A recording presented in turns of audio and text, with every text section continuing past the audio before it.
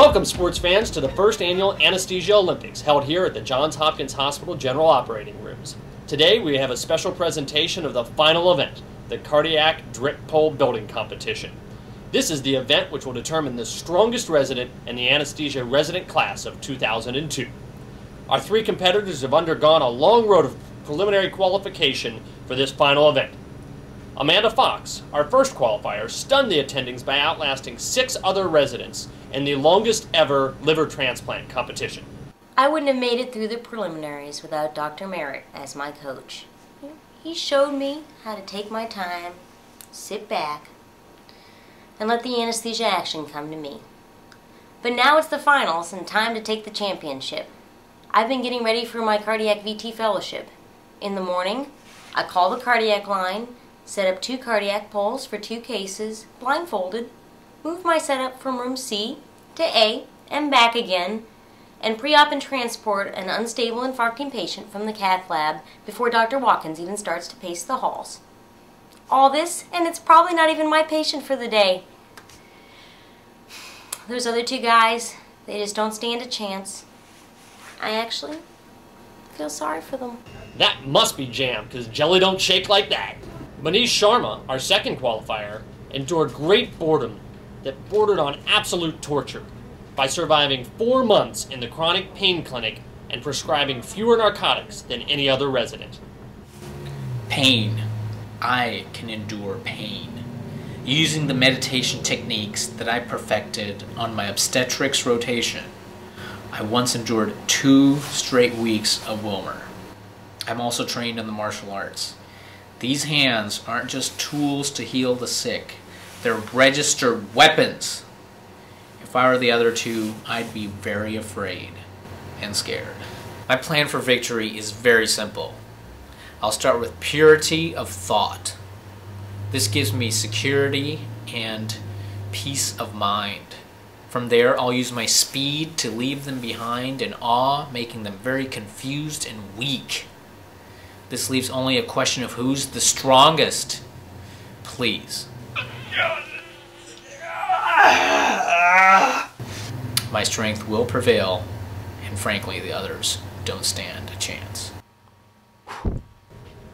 Cool as the other side of the pillow. Our third and final qualifier, Doug Evans, earned a spot among the finalists by setting a new world record for completing the longest list of surgical procedures ever crammed onto one anesthesia daily record. Let's review that amazing feat. Laparoscopic cholecystectomy, exploratory laparotomy, repair of common bile duct injury, explantation of retained surgical instrument, liver transplantation, and finally, donor organ procurement. While these other 2 jokers are doing fellowships and learning about the history and physics of cardiac pole construction, I'll be out there in the real world building them. See, I'm going into private practice where it's all about speed, efficiency, and keeping in touch with your stockbroker. I will not be denied. If I learned anything from my JOC experience, it's how to get out early. Plus, I have to win if I'm going to make my 2 o'clock tea time.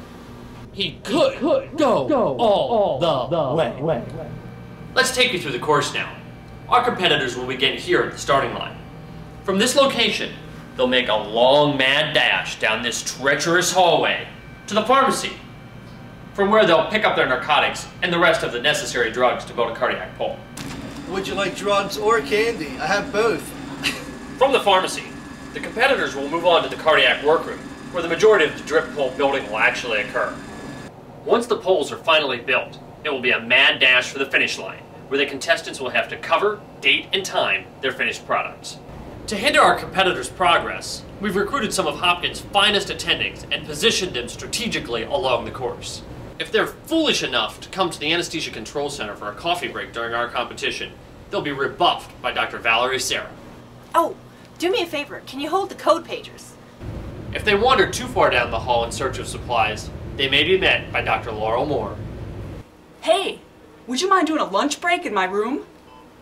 And of course, we all know the dangers of the PACU.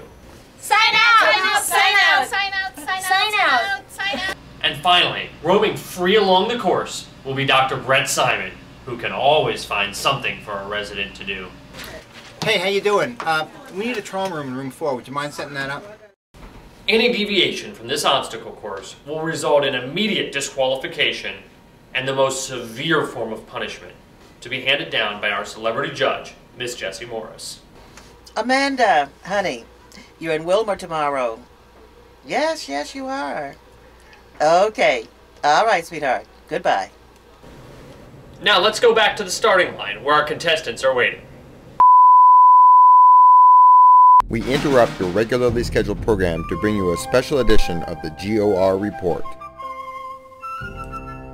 Hello everyone, Jim Schauble here with the 4 o'clock GOR Report.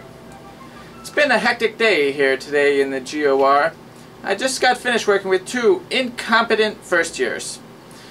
One of them didn't even know who Helen Tausig was, and the other one tried putting in an IV using latex gloves. Well, as you can see on the high front where it's sunny, in Weinberg, dull. Now, isn't that the truth?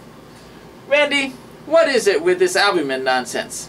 And Teacher of the Year, what have you taught that I didn't know and teach 40 years ago? 50, 60 years ago? Somewhere around that. You know what I mean, Randy. Over here working with them, we have 2 first years and a second year. Now, moving up to where the rainy skies are, in pain. Woo!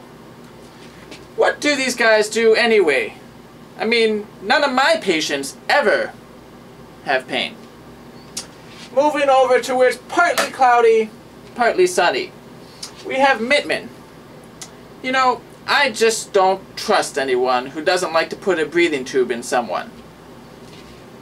Now, passing over across the low front, we get into Tropical Depression Kirsch, who I just saw working with that useless resident Jeff.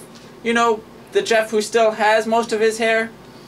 Well, you won't believe what I saw these 2 doing. I walked past the room, and these 2 crazy kids were trying to put a needle in someone's butt.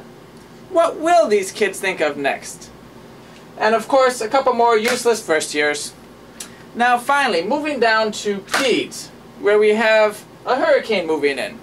That's right, Myron, the master of disaster, Yaster. Myron, I have to tell you, I just don't trust anyone who I can't take one of these and put it down their breathing tube. Well, that concludes our report for the day. Thank you very much. And if anyone has seen Lee Fleischer, I believe this may belong to him. We found it lying on the floor. Thank you again.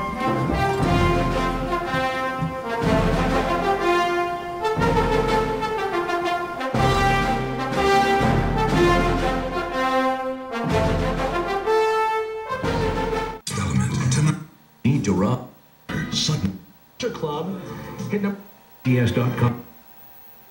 Partner America Online way back.